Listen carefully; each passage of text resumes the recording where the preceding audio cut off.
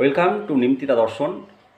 রাজ্যের সর্ববৃহৎ কর্মচারী সংগঠন মহিলা কর্মচারী সংগঠন, বর্তমানে আশা এবং আইসিডিএস কর্মী। এখানে আশা কর্মীরা নিজের দাবি দাওয়াকে কেন্দ্র করে পশ্চিমবঙ্গের সমস্ত ব্লক অফিসগুলোতে ডেপুটেশন তথা স্মারকলিপি জমা করেছেন গত মঙ্গলবার। ওনাদের দাবি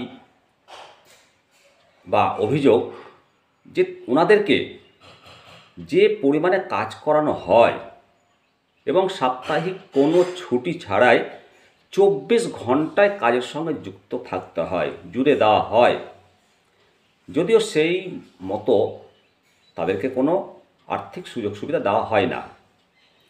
অপরদিকে উৎসাহ ভাতা আছে ওনাদের জন্য, কিন্তু সেই উৎসাহ ভাতা সবার জন্য নয়, সমান নয় বলে অভিযোগ করেছেন আশা কর্মীরা। তাই তাদের দাবি যে মূল বেতন অন্ততপক্ষে 21,000 টাকা করা হোক বলে ওই দাবিপত্রে উল্লেখ করেছেন।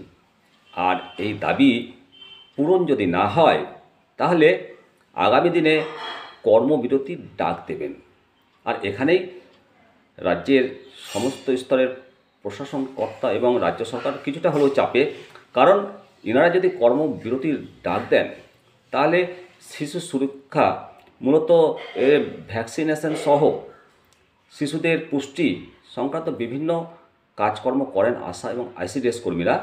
আশা কর্মীদের এই ডেপুটেশন এবং স্মারকলিপি লোকসভা ভোটের আগে কতটা প্রভাব ফেলতে পারে তা আগামী দিনে বুঝতে পারা যাবে।